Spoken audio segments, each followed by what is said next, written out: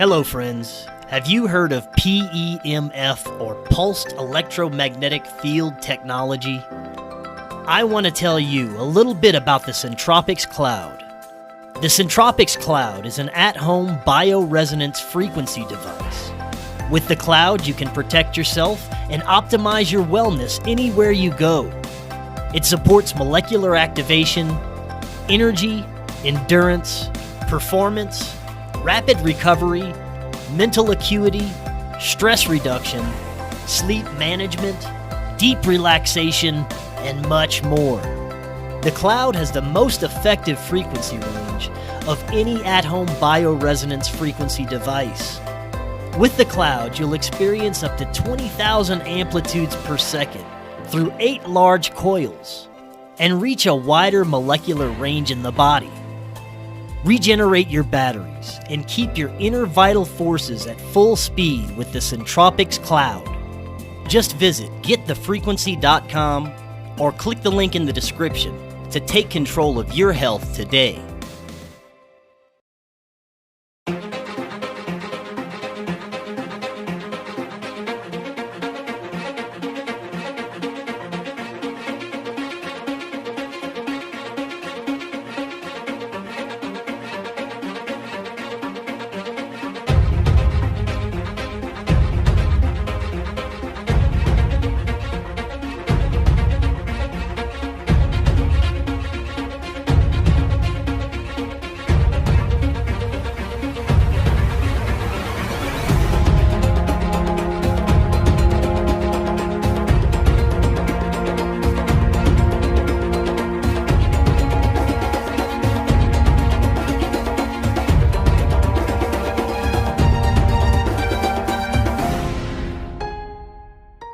Welcome back to Forbidden Knowledge News. I'm your host, Chris Matthew.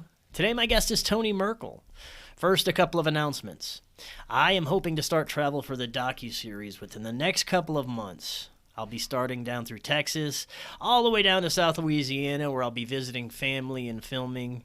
I eventually want to be able to travel across the United States, visit with as many of you as possible along the way. I am still completely self-funded, and I need your help to do this. If you would like to help with a donation, anything is greatly appreciated. You can go to supportfkn.com, or there is a PayPal link in the description. If you donate $5 or more through supportfkn.com, you get access to the secret JFK forum by Cory Hughes, which contains tons of amazing information that will be available in his upcoming book. Check out our website, forbiddenknowledge.news, also the home of the Forbidden Knowledge Network, where you'll find some of your favorite podcasts from our community. Forbidden Knowledge News is always available on Rokfin, Odyssey, Rumble, and all podcast platforms. Rokfin is where you get our premium content and all the premium content from every creator on Rokfin for only $10 a month. Just go to rokfin.com/FKN+. That's ROKFIN.com/FKN+ to sign up now. Today I want to welcome back to the show Tony Merkel. He is host of the Confessionals podcast, where witnesses of the unexplained come forward to share their experiences with the world. Though his pursuit was focused on the phenomenon Bigfoot, he quickly began connecting dots with other topics such as ghosts, demons, alien abductions, and much more. Tony, welcome back. How you doing? Man, I'm doing good. Good to be back. Thank you. It's fantastic to have you back on. It's been a little while, but we've got a lot to discuss, my friend. You have been, like I said earlier, you've been a very busy man, and you've been busy gathering some extremely disturbing and creepy information and some insanely freaky shit that we're going to talk about tonight. Dogmen portals, alternate realities and realms, and the entities that may exist there. Man, this is going to be a good one. Let's start with, it's been a while, man. Tell me all the crazy shit that you've been up to since we last spoke. All right. Well, I can't even remember when that was. It's been about a year. About a year. That's my time. So a year in my timeline. Wow, a lot of stuff happened. I got COVID, but I'll tell you, man. Like it's been a roller coaster for me. I always, when I started podcasting, I wanted to have this idea. I had this idea where I wanted to have a media company of some kind, where I had, at the time, it was just I want to have a lot of podcasts. It was either my podcast or produce other people's podcasts, and it kind of evolved over time. And now the media company is something I'm working on hard right now. And we're going to be coming out with our second film this fall, and we're coming out with a kids coloring book this Christmas. And so it's just a lot of irons in the fire. I'm starting another podcast. I just had a guy in my studio this morning, and he presented an idea to me that we might launch his podcast underneath Merkel Media. And it's nonstop go. There's a screenwriter in Hollywood right now that wants to turn my show into a TV show or episodes into movies. Like, I don't think it's going to happen because usually that stuff doesn't really come through, but it's still cool to think about. So a lot of crazy stuff, man. Hell yeah, man. Yeah, I've been keeping an eye on a lot of the stuff you're doing. Tonight I want to start with some of the weirdest shit that you've been hearing about. Let's start with, apparently people have contact with different entities from, you could say, different realms or realities or dimensions, and they've actually been taken there, given tasks, and been able to make deals with certain entities. Let's hear about this. Yeah, so this is the stuff that I'm going to be working on with my my new podcast. And so what happened is, with the Confessionals is my full-time gig. It's my podcast. I interview people on their paranormal experiences. And I sat down with a guy, and he told me in an email he had this one experience. It was very kind of short and brief. And, I sat down thinking, okay, this is probably gonna be about a 20-minute interview, just a quick hitter. And when we sat down to go over this, though, and we're prepping for the interview, he says, hey, I got another story that I'd like to share with you, but it's really, and he said it like in a very shy way. He's like, it's really wild, it's crazy, and I didn't want to put it in the email because I didn't think you'd email me back. And so I was like, well, dude, you're at the right spot. The crazier, the better. And so, like, I want to hear the crazy stuff. And I really didn't think it would catch me off guard. I figured, because a lot of times people say to me, this is crazy, you're gonna think I'm crazy, and they say, I'm like, bro, that's like a Wednesday for me. Like that's nothing. And so I figured there'd be that kind of situation. I was sorely mistaken. I'm going to summarize a lot of this, but yeah, to make the story a very long story that's being turned into a podcast, like its own show, shorter. This guy, he tells me this experience where he was with a friend one night, and they wind up chasing a UFO in the car. It was very random, spur of the moment kind of thing, where they saw it, and his friend thought, hey, let's go see where it is, like if we can get to it, because it seemed kind of closer. They drove for an hour, and they couldn't catch it. It was just like the equal distance at all times. It was like it was constantly staying just the right amount away from him. And his friend, when they got out of the car to look at the UFO, kind of got freaked out, and he's like, get back in the car now. And like his whole demeanor changed, and he got real angry, almost seemingly angry. And so they're flying back into town now. They're an hour outside of town. The guy I was talking to didn't even have shoes on. And his friend proceeds to tell him this long experience story of how he, when he was a kid, I believe the first time he accidentally slipped into this other reality, and I think it was through lucid dreaming at first, and he described this whole process of how he got into this other reality, and he was met by an entity that was inviting him to come work for him. Now he is a kid at this point. I don't even want to say he was 13, but let's just say he was 13, a young child, and he accepts this invitation. And this invitation that he accepts sets him off on this path of learning how to go into this other reality on demand. So he can access it through lucid dreaming, but he can also access it on demand. Like if he wanted to right now, he could just go do it. And it was something that turned into, he taught his other friends how to do it. And the guy I talked to some of his other friends, and they were like very standoffish, but they were like, yeah, he's telling you the truth.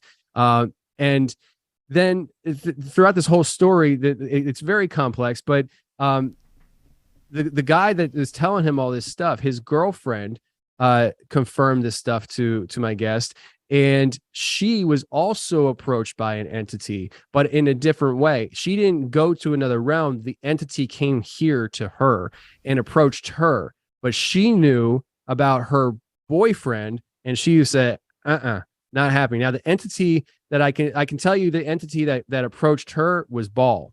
He introduced himself as Ball, and then the crazy, well, this whole thing's crazy, but one of the crazy parts is that my guest, his younger brother, who he didn't get along with, they didn't like each other, you know, sibling rivalry kind of thing. They don't hang out, they don't have the same friends, comes and tells him that he had this really wild, weird dream where he was taken through this pathway into another realm where there was a man waiting. Or no, I'm sorry, I'm saying that wrong now. That's another person. Like, I listen, this is crazy. So his brother came and told him that he had this experience where he saw, I believe it was like a rabbit that turned into a cat behind a tree. Then that behind that tree was a man. And that's the same thing that this guy's girlfriend said. It was like an animal that turned into this man behind a tree.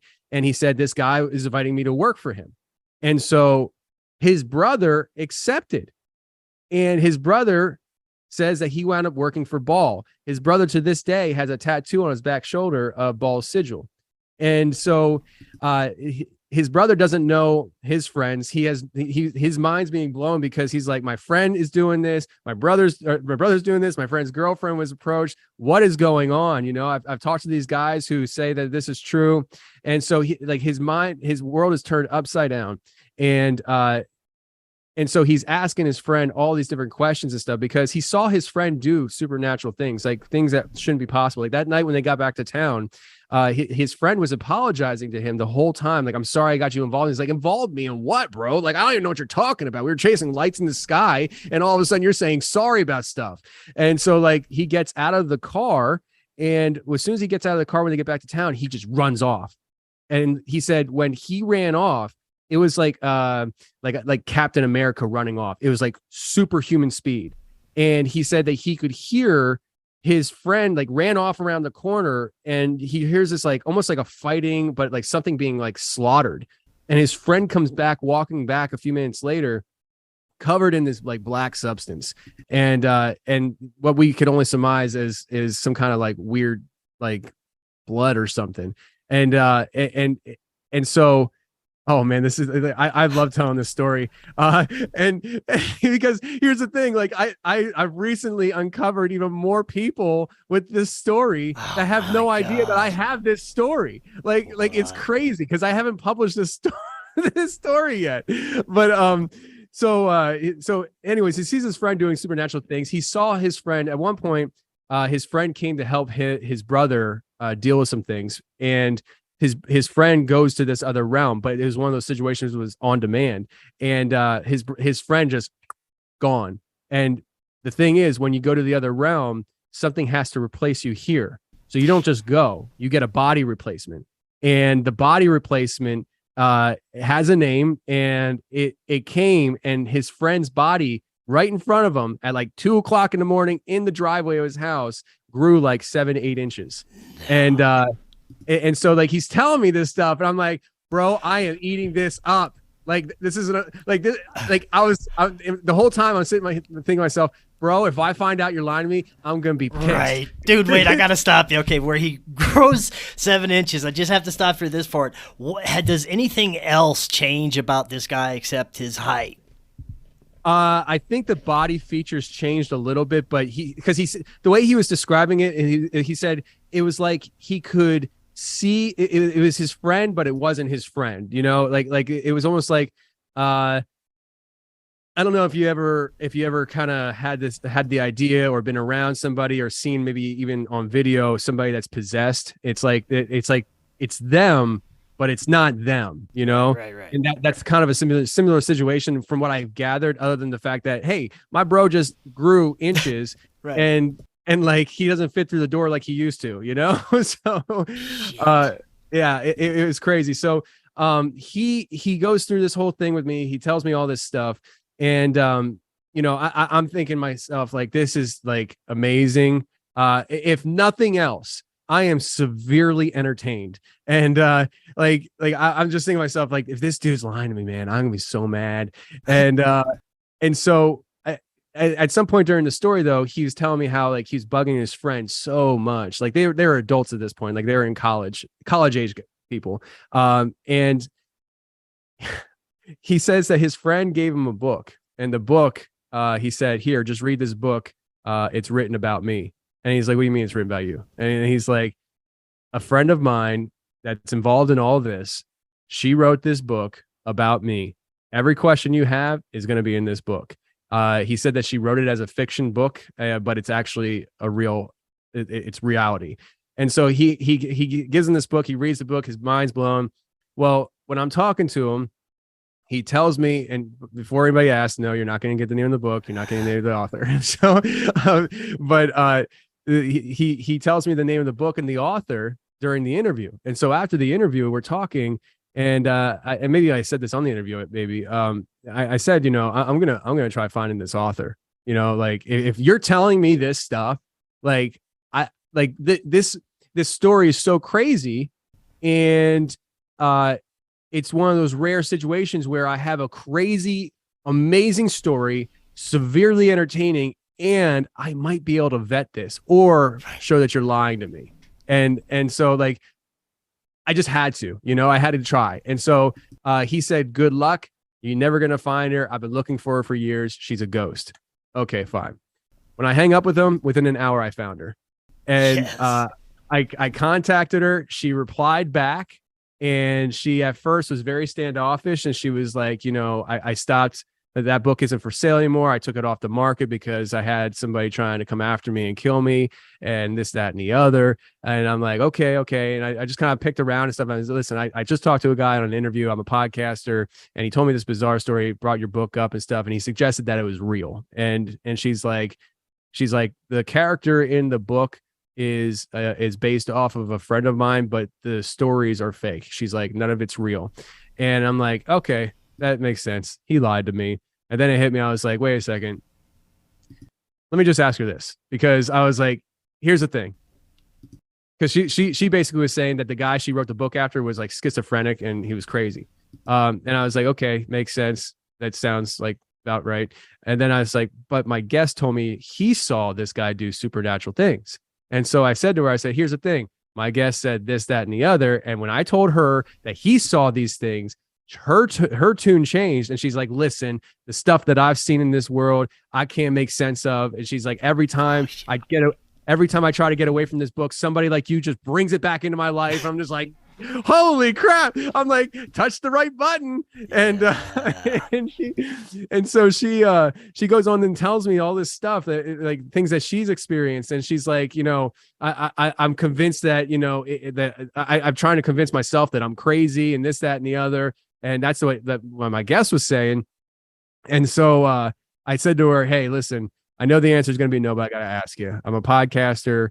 Would you be interested in sitting down and talking to me about this? And she said, actually, yes, I would, because I can't go to a therapist about this. They'll think I'm just crazy. So if you're willing to hear me out, I'll talk to you. And I was like, well, you came to the right guy. This is what I do, you know? And so for 2.5 hours, like 2 days later, I sat and talked to her. She gave me more stories, more details of what happened and how it could still happen today. It could still be happening today. She suggested that my guest's friend that this whole thing circulates around, or at least this situation, because I believe this is way broader than any one individual. She suggests that he's extremely dangerous and that I should stay away from him. I can't do that. I'm going to be trying to get a hold of him. I already found him online, and I'm just trying to figure out how I'm going to reach out to him, because, you know, I feel like it's one of those things where it's like, you get one shot at this, bro. Like you reach out and either he accepts the invitation or he blocks you. And so I'm in the process of gathering a lot of stories, because here's the thing. So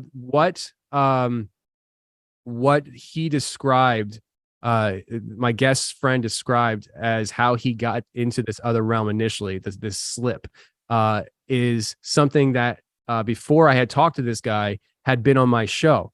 So there's been people on my show, one specifically that describes almost an identical situation where he's here 1 minute and all of a sudden, boom, he's in this other realm and he doesn't know he's in another realm. He thinks maybe he's like tripping or something. And everything that he described is what this guy describes. And so I'm like, all right, so is like this guy that I'm talking to and this author trying to play a game with me? Right. Are they setting me up, like, because he's like, I can't find her. I find her within an hour. She's like, no, I don't know him. And he's like, I met her one time, but in passing. I'm like, you guys are playing with me. You guys are creating a story based off of things on my show to play games with me. That's what that was my last thing I could think of how they're playing games with me. And then I got the book in my possession. And on one of the first pages is a copyright date. And the copyright date was 2012. And my show didn't start till 2017. And I was just like, you got to be freaking kidding me. Dude. So now I got a story that existed before my show started. The things within this story happened to people that have been on my show before. It's way deeper than I ever could have imagined. Since this, I've talked to former guests that have had similar experiences, especially one who is a witch who had a similar experience. I reached out to him. He told me some more of his other experiences that might relate. And one was where he thought it was a dream, like it was a lucid dream. And he is in this environment that is very similar to what I've been hearing. And he said there's this little girl standing there by herself, and he goes over, she's scared, and he's like, I'll help you, it's okay. And there's this like black substance everywhere. He wipes his hand on it, and he thought it was like tarry substance at first, and then he realized it was blood, and there was this black bloody substance everywhere. And I was like, well, that sounds familiar. That sounds familiar. Oh, yeah. And so like there's all this stuff. And then just even last week, a guy reaches out to me and he's like, listen, I know you're gonna think I'm crazy. He's like, but when I was 9 years old, I had this crazy dream where I was being recruited by this entity to come work for him. And he told me that it was a time sensitive thing. I had to decide now whether I was going to do it or not. And I said no. And I was like, give me your number. We need to talk. You're not crazy, And so, yeah, that's like the 1,000 billion foot view of this whole thing. Yeah. But, man, so you're still gathering information on this, and you're still in contact with most of the players. Yeah. As many as I've been in contact with, they're all there except for one, the author. She got scared away. She does not want anything to do with this. So what I'm going to be doing is for this new podcast, whenever I need to reference the author, because I actually think I might have an entire episode with the author, but it's not going to be her. I'm going to have my wife voice act her because that's the only thing I have. I can't release her name. I can't release her book. Ethically, I cannot do that because I promise you, once this story gets out, there will be thousands of people trying to find her. Yeah. And if I just give people the name of the book and the title and her whereabouts, like it's a wrap. I couldn't do it to her, So yeah. But that said, I will say this. I'm very much aware that because I can't release the title of the book and the author and stuff, there's going to be lots of people who say I'm lying about this. And I understand that. The only thing I can say is, and anybody who doesn't know me, this means nothing. I don't got time to waste. I'm not going to waste my time. I'm a full-time podcaster with my podcast, The Confessionals. I don't need to waste time generating a whole story for a whole new podcast. Like I got my full-time gig. It keeps me really busy, so, that's the story that we're building this whole new podcast on. And I really think that once we launch the first season, I think there's going to be tons of people coming out of the woodwork being like, I need to talk to you because I thought I was crazy. Dude, just the few details you tell of that story gives me chills and sends shivers up my spine. It's crazy. I want to kind of dissect a couple of aspects there. You said that the entity that he came to know was Baal, like the deity Baal.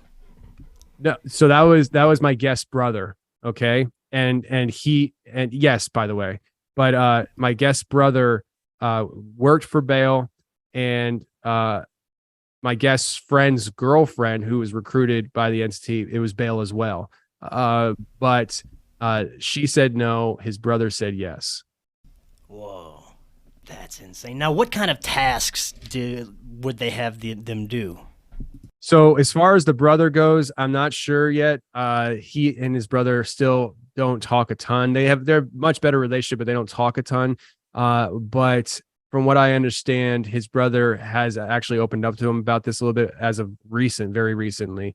And I'm kind of hoping that when we bring my guest, because we're going to bring him down to my studio and we're going to do some in-studio recording, I'm hoping he brings his brother. That'd be really, really great. But so I don't know a whole lot about the brother and what he did. All I know is that at one point he was in the other realm, and he knocked I think like a hole in the wall of a building or a house or their house, I don't know, and he pulled out a book.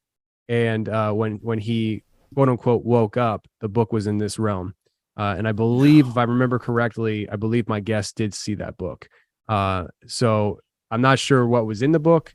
Maybe it was like a book of spells. I don't know. I really don't know. But it's not the only book from this realm that we do have in this world. I always pronounce it wrong, and I don't know much about it. I gotta look into it more. But you probably know way more than I do about it. Is it called the Voynich manuscripts? I actually haven't heard this. No. Oh man. It's VOY something inch. But it's basically, from what I understand, manuscripts that we have, and they're probably like in a museum somewhere. They're written on a material that we don't know what it was written on, and we don't know the language.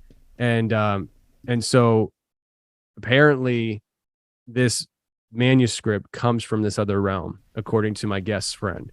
The thing is, when this book was written, when this book was published was 2012, but it was written before 2012. The main characters here were college age kids.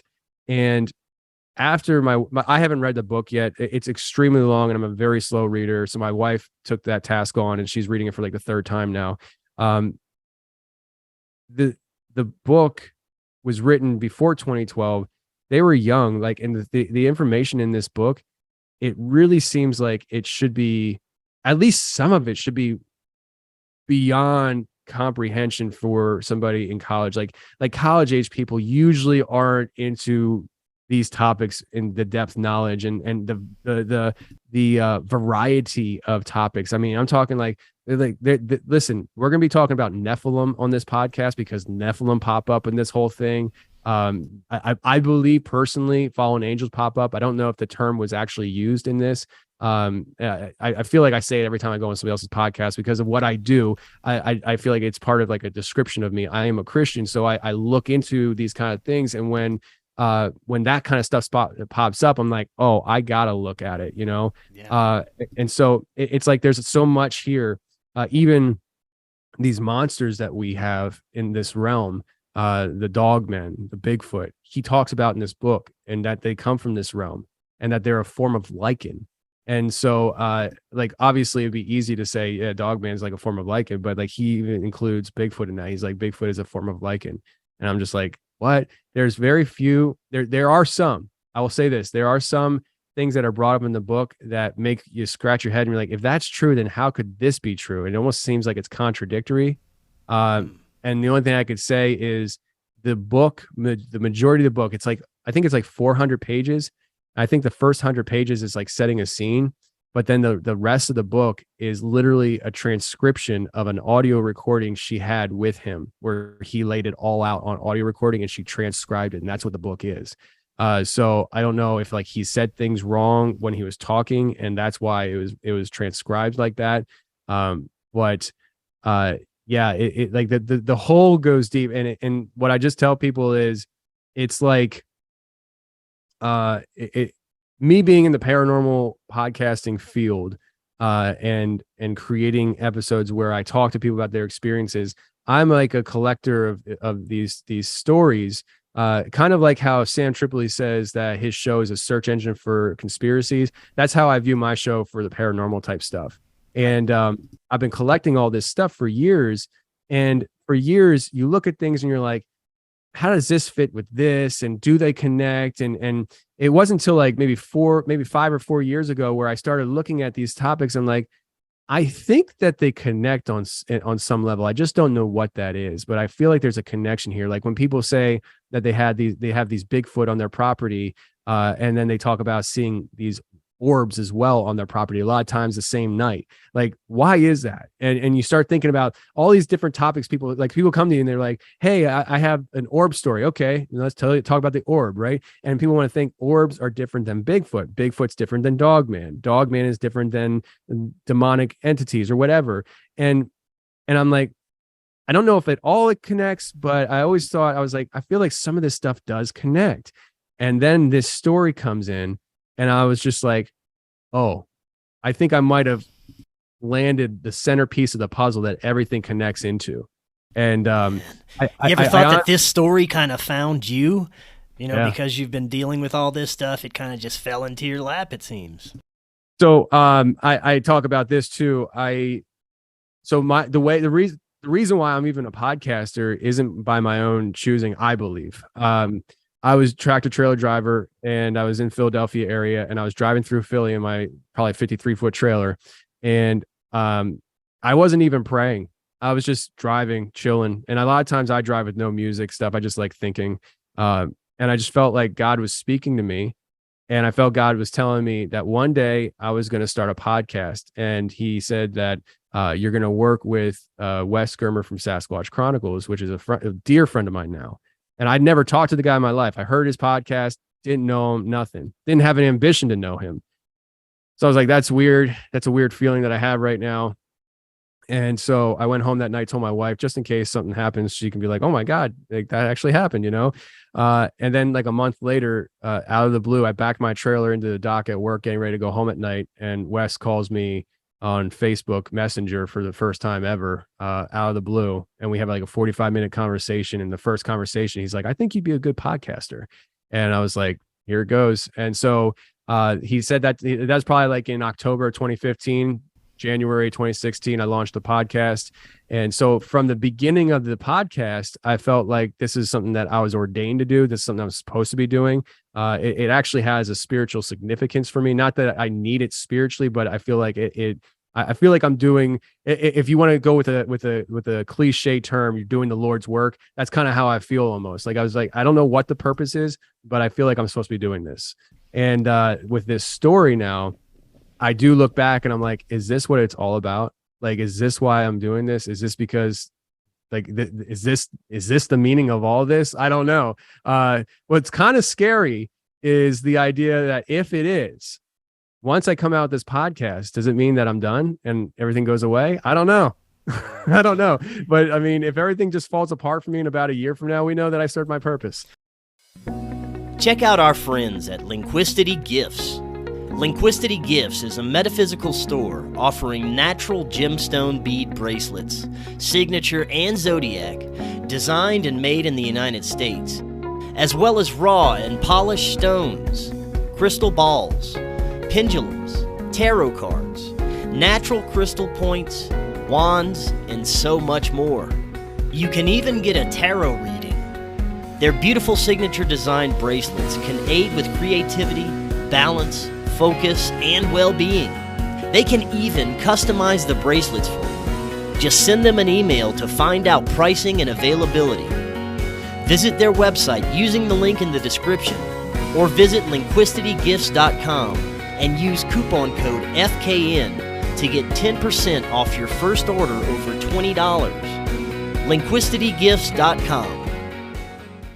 Man, I find that the deeper I go, it just leads to even more deeper trails that branch off into 1,000 more trails. So yeah, I think it's kind of never-ending thing. But man, if this is it, if you found like the answers, that would be fucking amazing.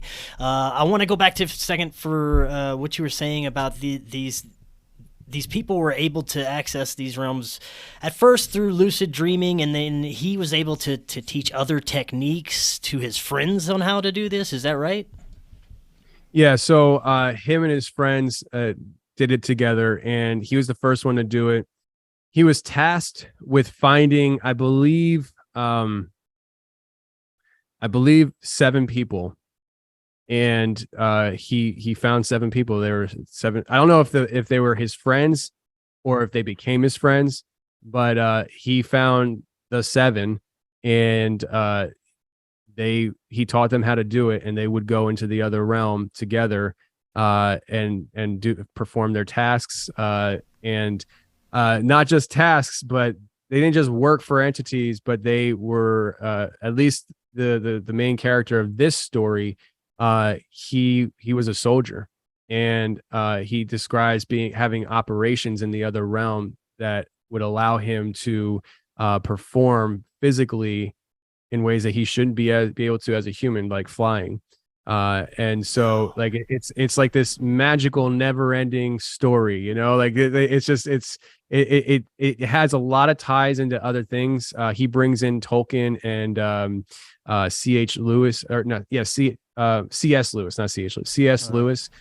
He says that these are people who got their ideas from this other realm, and it's trippy. Like, we're talking about like time warps here, where he claims, and these are things that I feel like maybe are perspective and also egotistical in a sense as well. And I don't know if it's true or not, because the author told me that he has a huge ego, where his friend who I'm talking to, who invited and introduced me to all this stuff, has the opposite opinion of him. So I have 2 contrasting opinions of this guy. But he says that he did something in the other realm that basically broke time and allowed C.S. Lewis and Tolkien to enter this realm, to get to have these supposed dreams that they had that allowed them to have amazing stories like Narnia. And so I don't know if I don't know if any of this is true. Yeah. I'm just following the rabbit trail, literally just following the trail. I do believe. All right. So if I wake up tomorrow and you call me and you're like, here, man, I got to tell you something. I found some information that proves that all this isn't true. I would say, okay, I'll still go and I'll record interviews and still podcast. You know what I mean? Like, it's not the end of my life, you know? But that said, I do believe that there is at least a big chunk of this that is true. And I just cannot get past the timeline of everything. I can't get past the fact that I started my podcast in 2017, but the book was published in 2012 with stories that were some of the stories were almost identical to episodes I had already on my podcast when they came to me.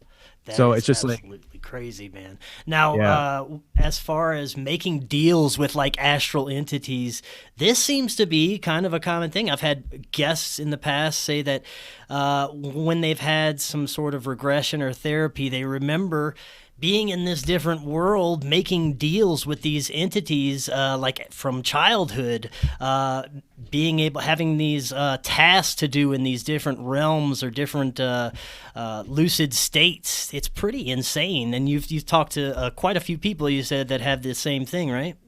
Yeah. It almost sounds, sometimes when you hear some of these stories coming out of what we're talking about, and even what you just said, it almost sounds like they're 20 and back situations sometimes, where it's like these people that are being abducted and they're put in like this 20-year slave program, and then they're brought back into time where they were taken. Tony Rodriguez is one of those people that I've had on the show talking about this kind of stuff that he's been through. And these people that are going through the 20 and backs, they have these experiences, but they're not identical. They're not all slaves. Like, they're all slaves, but they all have different tasks. So some of them are actually leaders. Like, some of them are put in positions of authority, even though they're in this slave program. And so thinking of it in that light, it does make me wonder, my guest's friend who's telling me about and stuff, he says that he was, I guess, a big deal in this realm. Like, when he would go, like, it was because they needed him to come and perform in battle and things like that. I guess there's this raging war that goes on in this other realm. I don't know if it's still going on or if it's over. But it just makes you wonder, like hearing that and then thinking about the 20 and backs and what I know of the 20 backs. Man, which is, I have to tell you something about the 20 and back. Since you mentioned that, I've recently had a guest who claims he is from a high-level Illuminati family who kind of broke away, and he says that people who claim to be in these programs are really in just these MK Ultra mind control programs where they're subjected to this false reality or simulation that actually has them believing that they're going and spending this much time in these realms when it's really just some messed up government project. What do you think about that? I believe it all. Like that. I mean, that's very plausible to me, right? Yeah. And it's really like, if you think about it, which one's worse? I don't freaking know. Yeah, you're right. You know, because it's just as real, right? Oh yeah, and MK Ultra, man, like that is something that. So you still come across these normies out there that don't look at anything and they think that that's just a conspiracy theory, and then you're like, no, it's not a conspiracy theory. That's why our government apologized for it. And they're like, when that happened, it's like, okay, I don't got time to work backwards with you here. But like the idea is that people who there's like levels to that, right? So there's these people who are like, yeah, MK Ultra existed, but the government shut it down. I'm like, come on, really? You think the government is just going to shut down a program that has been in operation for decades just because, you know, they found it to be unethical? They do unethical things all the time. We're in the middle of an It just changed to 100 different names over the years. Exactly. They just changed the face of it. And so I think MK Ultra very well could be something that a lot of people are dealing with when it comes to the 20 and back. And there's a lot of stuff. There's a guy, Walter Bosley. His dad has this I think it was his dad has this memory of being involved with the Area 51 crash. I believe that's what it was. But like he came to understanding that he believes his dad was part of the MK Ultra program and was made to believe that he was there so he could have those memories. Dude, what better way to push like a false alien narrative than to have this whole secret space background, all from people who've been suggested to these false memories like alien abductions, things of that nature. Man, it makes you look at all that stuff in a totally different way. Oh yeah, man. Like I think that what's going on right now with the quote unquote disclosure, I don't believe it for a second, to be honest with you. Like, I think that there's certain truths in it. It's not like just coming out and just saying, yeah, this, that, and the other, and it's all lies. I think that there's a couple of things going on right now. I think one is that the reason why it's even coming out is because I think that certain people put the government in a position where they had to start acknowledging the technology, and those people are doing that because they want access to that technology for profitable gain.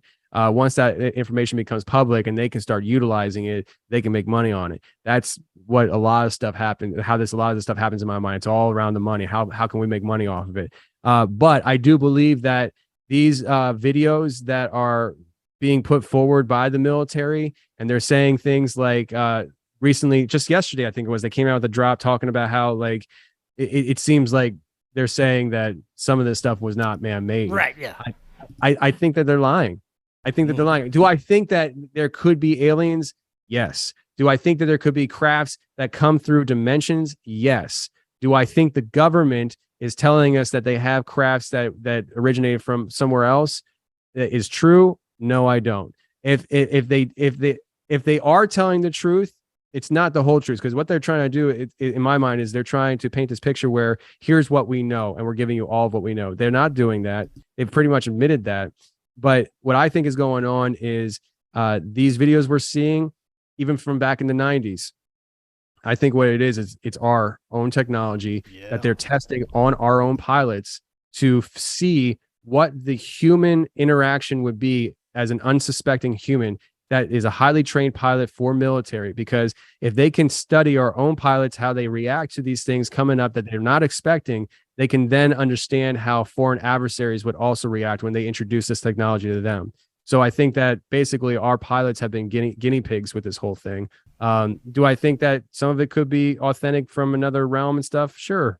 But I think that majority of this is our own doing, to be honest And with you. unfortunately, man, I think it goes along with the MK Ultra thing. I think a lot of people who have had abduction experiences or believe they have might have actually been subjected to some crazy clandestine group that's experimenting on them, making them think that there's aliens. There's been plenty of abductees that I've had on that say they'll, kind of wake up, realize something's going on, and see not only a weird alien, but a military official standing there trying to mess with them too. So it goes deep. Yeah, it goes real deep. It's a lot of this stuff. I mean, you have these different topics we're talking about, the 20 and back, the MK Ultra, and what's a common thing with a lot of those though? Even SRA victims, fragmented realities or fragmented memories.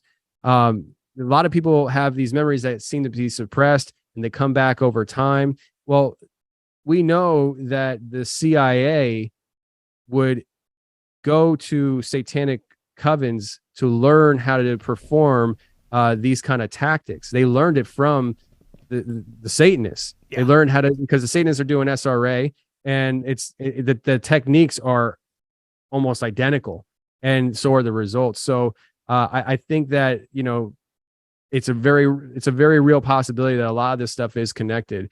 And like I said, man, with a lot of the stuff that I do and a lot of stuff that I talk about, I am very, very open to being wrong. I'm not interested in being right. I'm just interested in having fun with life, pursuing paths, and seeing what happens. It is what it, like I always use the example of this. Like, so I'm not a flat earther. And I always tell people, if tomorrow I wake up and somebody tells me that the earth is flat and they prove to me it's freaking flat, like, I just think I'm going to still come into the studio and record a podcast. Like, yeah, I don't think it's going to change how I live my life. I still got to figure out how to exchange my currency into something that's not dying, Like, right. So, Yeah, man. Now, along the same kind of high strangeness lines as aliens and entities in different realms, you've done a lot of shows regarding portals and people who have had interactions or seen portals. Give us some of the best portal stories you've had. You know what? There's a lot of conjecture, I would say, when it comes to portals. So I think that a lot of times people, when they think portal, and even visually, because when I put on when I make the show art for my show, you make them visual, so you make it the classical portal. But I think that the portal situation is, so we have situations like just a few weeks ago I had a guy on the show. I called the episode what did I call it, the Oak Ridge Dogman portals. I called it that. It's a loaded title, but basically this guy's story is he was out by Oak Ridge, which anybody who doesn't know, Oak Ridge is where they developed the nuclear bomb for World War II. And Oak Ridge at one point, it was nicknamed the Secret City because for a long time, people didn't even know it existed. It was very hush hush. Obviously, it had to be. But he was out there in that area and he was fishing. He was homeless. And so it was like late at night and he decided to just go fishing. And he sees lights in the sky, a UFO in the sky. And he started realizing that the stars in the sky were moving. He said that the stars seemed like they were almost like just kind of like hovering and shifting back and forth, like they were trying to stay steady.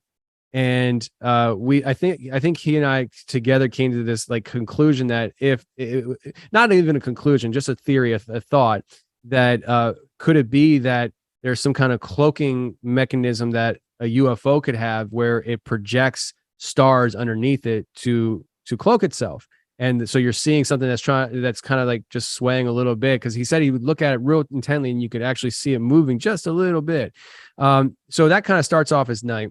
And this is a 3-day experience for him. So I'm going to, summarize. But at one point he leaves there and he's basically trying to get away. He pulls into a parking lot where he's going to be cashing his check the next day when the store opens up. And he starts seeing these shapes in this tree line. And they were these glowing shapes.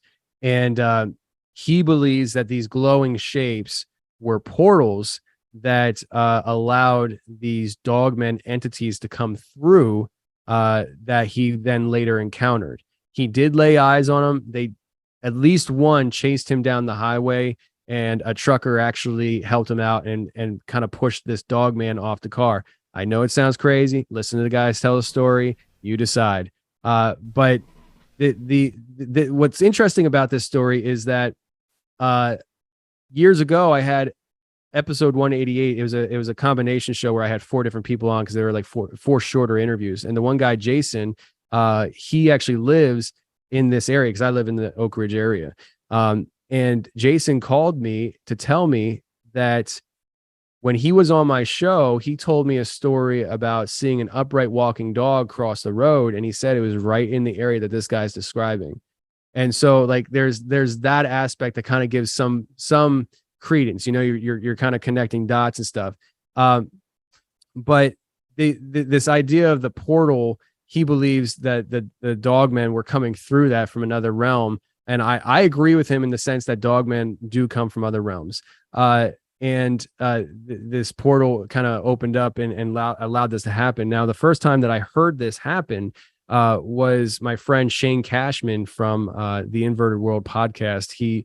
It's a private podcast that is hosted on timcast.com, Tim Pool's platform. And Shane, when they first launched the podcast, before I was friends with him, he was on Tim's show. They were kind of like doing an episode where Shane's there to talk about whatever, but also to promote the new podcast they're doing. And it was during Halloween month, and it was actually the night that I was driving to Kentucky to hunt the Dogman. That was our first film. We went hunting the Dogman. And Shane is in there, and he's telling this story about how he was talking to a woman who went to a school of mystery. Now, schools of mystery are basically where people learn how to do witchcraft, perform spells, and open portals. And she proceeds to tell Shane that in her one class, they were learning how to open portals, and they opened a portal, and an upright walking dog came through that portal. And he didn't call it a Dogman. He didn't call it a werewolf. But I'm driving to freaking Kentucky at 4:00 in the morning through the woods of Pennsylvania, hearing that a Dogman came walking through a portal. I look in my back seat, and I got a bunch, like 250 rounds of buckshot. And I'm thinking, I don't know if this is going to work, And so it was a really enlightening, eye-opening experience. And that actually was the story, I would say, that really set me off on this path of pursuing the other realms, the portals to get there, and to have things come through. And what are those things that are coming through? There are other people who talk about Dogman being a interdimensional entity, more metaphysical. And you know what? We have video to back that up. There is a video online right now of a guy. He's in Florida. If anybody's, I don't know if people, I don't know if people ever saw this video or not. But he was outside of his home, and he saw this like werewolf entity, this werewolf thing outside. He freaks out. He goes on Facebook Live. So he's not pre-recording this. He's on Facebook Live, recording live in person. I guess he posted the pictures on his Facebook. People were asking questions like, what the heck? And so he went live on Facebook. And while he's live on Facebook, he goes outside. He's pointing at this like light across the yard, I guess, of where he saw this thing. And on Facebook Live, this thing runs by, and it was absolutely huge. And parts of it, not all of it, but parts of it was translucent. You could see through parts of it. And so it was a giant wolf dog thing on hind legs, very fast, running underneath this light. He caught on Facebook Live, and for the rest of the video, which is like 30-40 minutes, is him freaking out and answering people's questions that saw it live with him.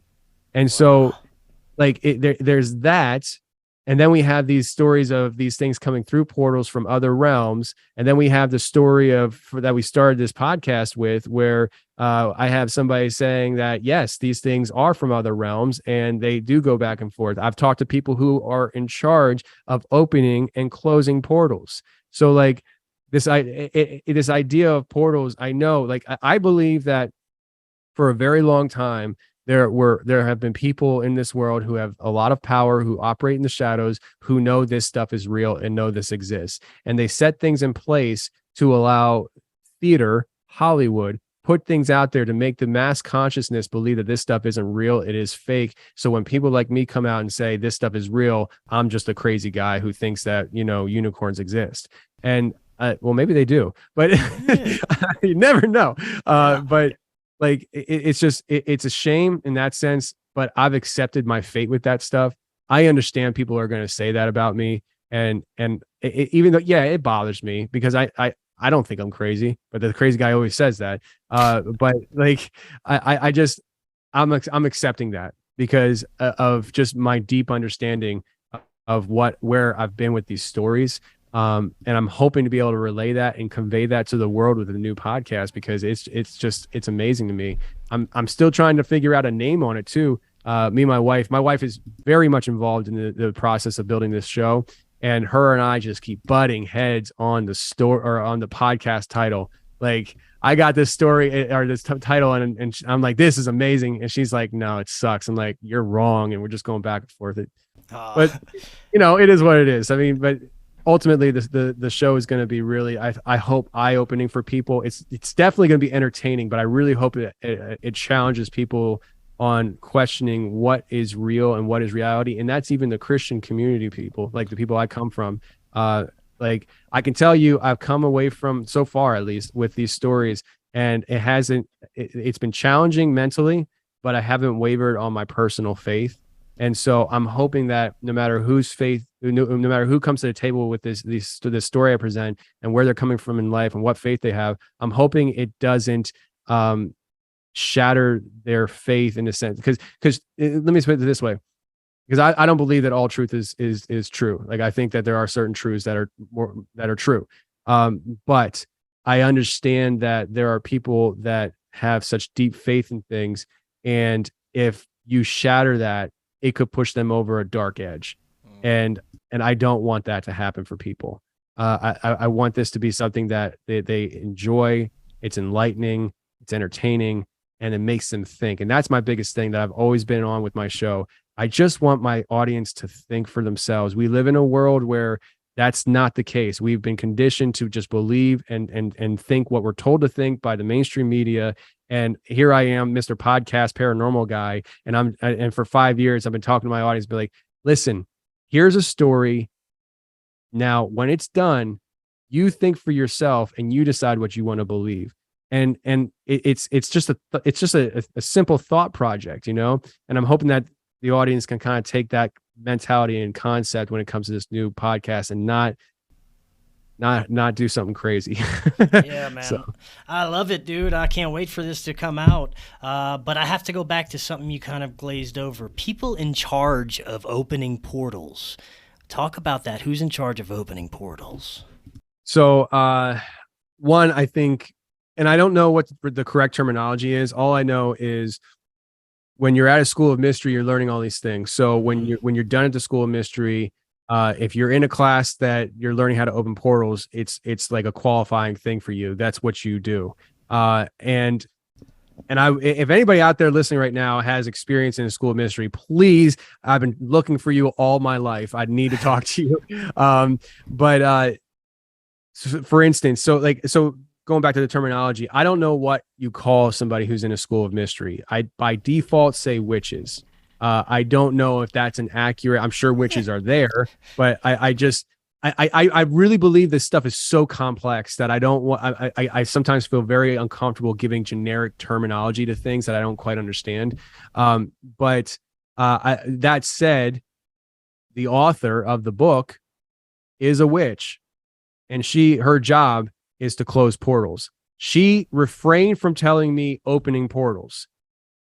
I think she opens, that's my personal opinion. I think she opens portals, and she didn't want me to know that and didn't want to tell me that for whatever reason. But she did specifically tell me her job was to close portals where things are coming in and out. Well, if you're closing them, you probably know how to open them too. I'm saying, I know it's listen, I try to cover all my bases. Listen, I'm not saying she didn't say this, but this is what I think. And I don't think too far of a stretch, So, but yeah, so she's actually the first person I ever talked to that themselves claim that they do these things, and that was really exciting. That was really exciting. So, yeah.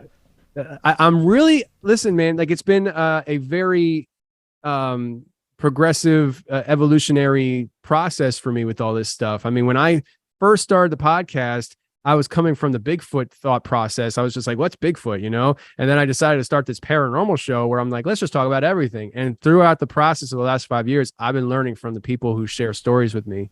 And so it's been a very fluent kind of thing for me. And to get to this point where now, like, the portals, alternate dimensions, alternate realities, if you want to call it the upside down from Stranger Things, I don't think you're far off. Right. Like that stuff is what I'm sinking my teeth in right now. 5 years from now, it might be something totally different. Now, has Bigfoot had any major evolution for you? I've heard some pretty crazy stories lately about like psychic Bigfoot sending messages, Bigfoot making effigies and building what looks like effigies of people that they're interacting with, gifting, Dogman and Bigfoot hanging out and speaking psychically. I mean, I've heard some crazy shit about Bigfoot. Yeah. What about you? Yeah, no, Bigfoot, like everything you said, except for the effigies, that's a new one for me. But when I started the whole Bigfoot thing, so the way it started for me was this. I was driving tractor trailer, and the one morning I was sitting in my apartment waiting to go to work, and I was watching Monster Quest on the History Channel, and they were doing Bigfoot crap.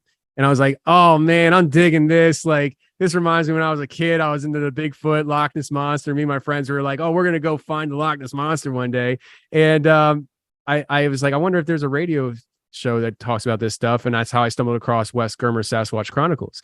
And so I started listening to that stuff and learning, and at that point I was just like, okay, so there's more than one of these things, because that's a common thing that people who don't really look into the topic, they're like, wait, you're saying there's more than the one that they said was in 1967? Yeah, there's a lot more. And I've just approached it as a very physical thing. It's a creature out there. The biggest thing for me, and if you just go with it's a physical creature, the biggest thing that is still a stumbling block on that thing for me is it doesn't make sense that we can't even get a photo of it. Like it just doesn't. I mean, we got that one in 67, and we have other ones. Like there are pictures out there that I believe are real Bigfoot, and some of them are very clear. But it's so elusive. Yet so gigantic. It would, I guess we could qualify it as probably the largest animal we have in North America, and we can't keep up with it. We can't find it anywhere. I mean, like it doesn't seem to make that much sense to me. And you can play, the population game and all that stuff. And I understand that, but that kind of transition for me then, where I went from thinking of that and I'm like, okay, so as somebody who is a Christian, is there anything in the Bible that talks about this kind of stuff?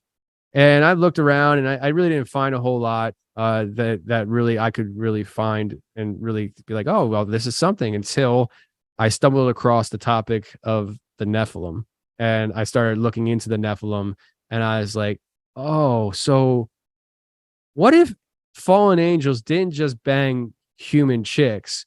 But what if if their purpose, according to the book of Enoch, was to disrupt all of God's creation, plants, animals, humans, all of it, and that was the goal? Well, what would stop a fallen angel from procreating with an animal? And that was something that I started thinking about, and I still think about that sometimes, and could this be a remnant of a Nephilim type? But then that I really sat on that for a long time. And then, recently with my newer revelations of alternate realms, I do think that that would explain a lot of the paranormal angle of it. Because with the Nephilim angle, I thought, so in Enoch, it talks about how the fallen angel, I think it was Azazel actually, taught humans sorcery, magic. And I was like, well, if they taught humans how to do that, maybe what if, like, So like if your dad is a fallen angel, do you get some of that DNA? Do you get to have some of that abilities that your dad has? Like and not and maybe not all of them have that ability, and so how do you weigh that out? And the way I look at it is, I got a twin brother and sister. My twin brother, he's darker than me. During the summertime, he gets he extra crispy. And my sister, his twin sister, she has light brown hair. She just looks like a white chick, and they're twins.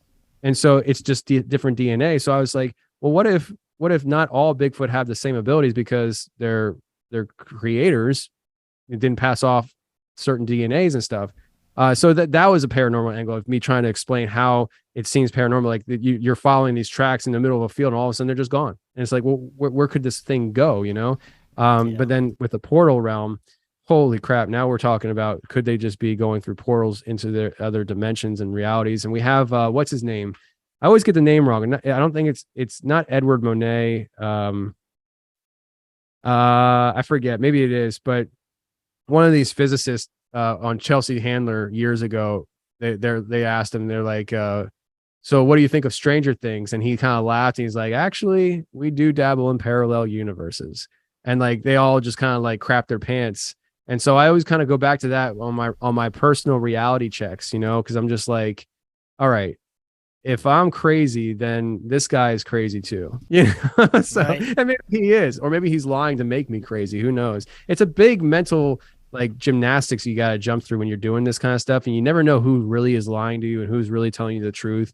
Like it's just, and you kind of just come to this state of existence where you're just like, yeah, this is my lane in life. And you learn to trust your wife the most, but even her, maybe she's part of the CIA. I don't freaking know. Like you really have trust issues when you do this stuff. Yeah, dude, you do. But man, I love the time we're living in. Everybody's questioning right now. There's like this mass awakening of people questioning everything. So I think it's a really fun time, to say the least, for discoveries and high weird shit. You mentioned your first movie about Dogmen earlier. Tell us a little bit about that and what you got going for your second film. Yeah, so it was Expedition Dogman. Right now, it's unavailable anywhere in the world because it was on YouTube. We put it on YouTube on March 25th this year, and in 2 months, it got almost 200,000 views. And we took it off, and we're in the process of putting it on through a distributor. Nice. And they're going to put it out to Apple, or I don't know if they're going to put it out to Apple. I don't remember, but like Amazon, Roku, over 100 different platforms worldwide will have the opportunity. So what it is, the way it works is these platforms, like say Roku, they see that my film is on a list of films that they can have, and they have to choose to purchase it for their platform. So just because it's going out to 100 doesn't mean it's going to be on 100. But it's a really good film. It's a fantastic film. And to put it in perspective for people, I put my team together by accident. What happened is I had episode 335. It was Dog versus Dogman. That was the title of the show. And Kyle came on, told this dramatic story of how he was hunting raccoons one night when he was 15, got attacked by a dogman only to be saved by his hunting dog. And it was so dramatic. And just like randomly, I don't ask people this question a lot, but I said, if I came down to Kentucky, would you show me where this happened? And he's like, yeah. And I was like, like that's I'm going. That's it. I want to go and see where this happened. And so I go down there, but I had to put a team together because he's like, listen, man, if you're going to come down here, you got to put an army together. Well, I didn't put an army together. I put a film crew together, and I just pulled people together that kind of came across my path. And a lot of it was by accident, but it turns out that I have a guy who shoots the video. He used to film for Glenn Beck at the Blaze. I have another guy who has done Discovery Channel work. I have another guy who, Joel, is a fantastic musician, and all our films moving forward are going to have their own soundtracks to them. So he's doing all that. And I also have a guy that has 30 years experience in the film industry. He's been on Broadway. He's been in Hollywood. He's dated Oscar winners. He's my producer. And all these guys have one thing in common. We're all Christians, and they want to work with me because I'm a Christian. I'm like, that's pretty dope. Like, let's go. And so we go down there and we shoot this film. And even though I had no direction, I just said, guys, I'm going to fund this project. We're just going to go down there. We're going to see what happens. The film came out amazing because Christian is an amazing director. And so going into so we went out there, we hunted the Dogman. We didn't see a Dogman, but we had a lot of bizarre stuff happen, like giant trees swaying back and forth right in front of my team, freaked them out. But that film was a hit, and so that's going to be distributed worldwide soon. The second film is we decided to go with the angle of Skinwalker Ranch. We can't go on Skinwalker Ranch, privately owned. We found out that the name Skinwalker Ranch is trademarked, and we can't use it in our film.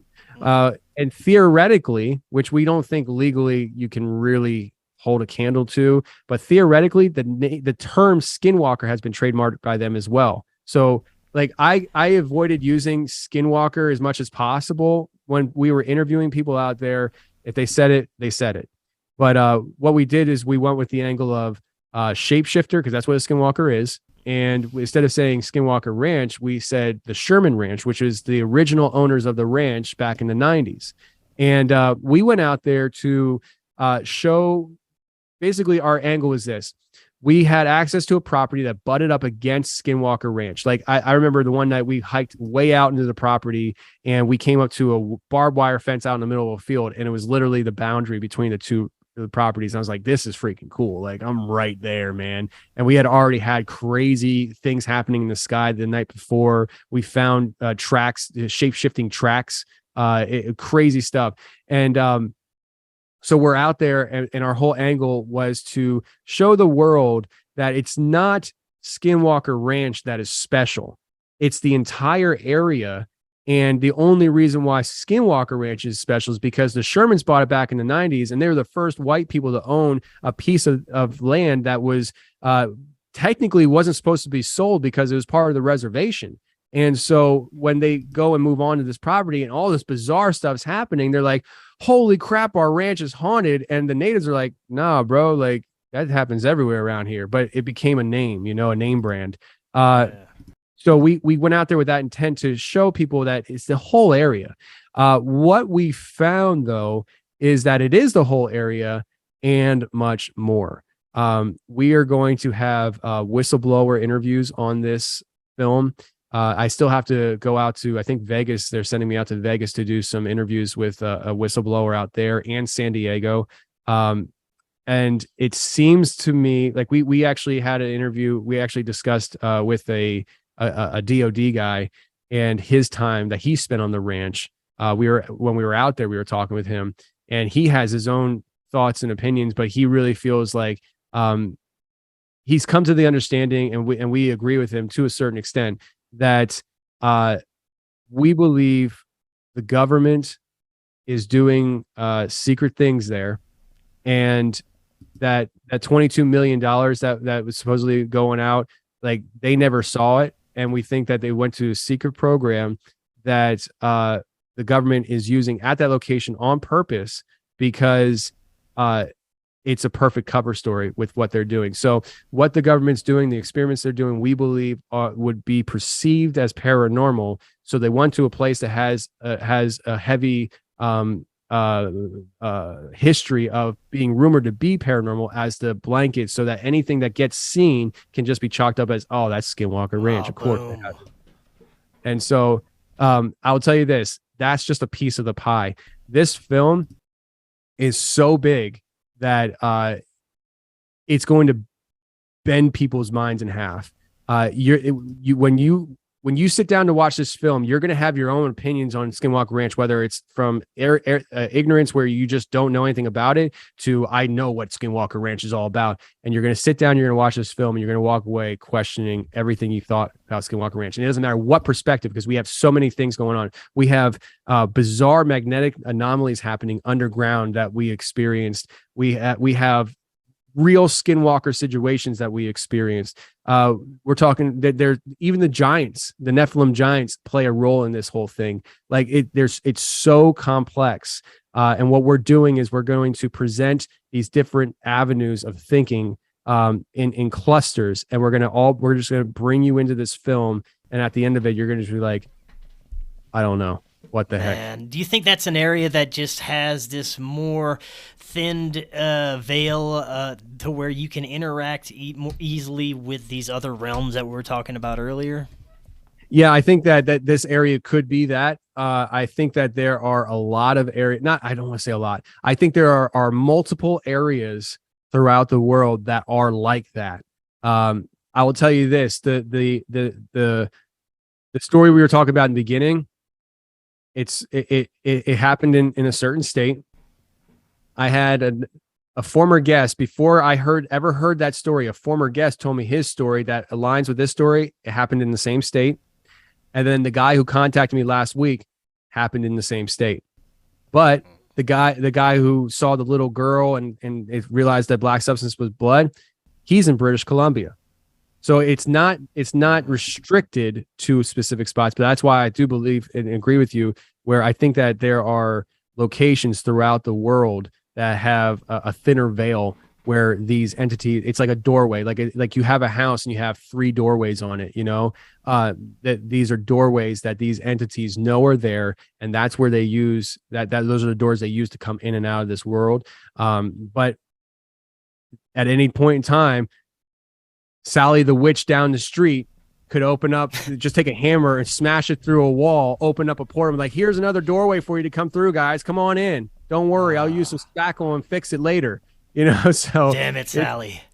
I know it's crazy, man. It's really crazy. And I'm learning how to think better too. Like, I'm learning how to really think outside the box and when I go into a situation, just forget everything I know, just take it in for what it is and try to piece it out. It's been fun though. Lots of fun. I love it, man. Going deep, going super deep. I can't wait for that one either.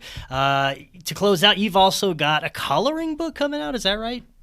Yeah, man. So I'm really excited about this. I know I'm Mr. Paranormal guy, but I have this deep desire to be an impactful person in this world. I think there are certain people. I think a lot of people who do podcasting, things like that, have that same desire. That's why we do what we do. We want to be a vessel of enlightenment for other people.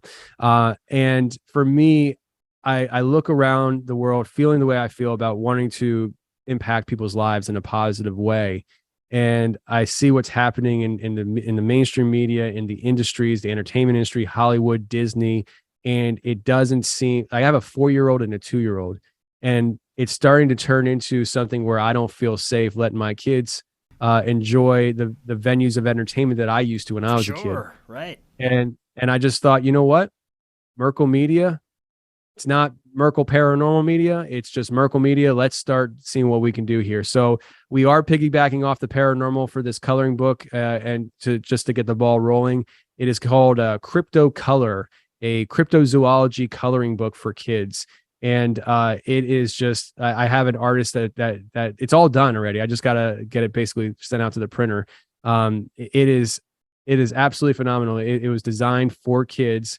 I don't know age range. I showed it to my son and he said he would color it. So I guess 4-year-old, but it's like very professional artwork. I try to do the best I can, and if I can't, then somebody else can, and that's the case with this. Matt Kinder, he is the illustrator, and if this coloring book goes the way I think it can, because I have a big audience for paranormal, and I'm going to come out with this for the holiday season, and when I do, if it goes well, we're going to just take the income that we made from that and we're going to put it into the next project, which is taking these characters in the coloring book and turn them into a story and make a kid's storybook and keep building. And what we'd like to do is turn these characters into an actual kid's cartoon, and just no agendas, nothing, just fun things for kids. Oh my God, entertainment without agendas? Are you crazy these days?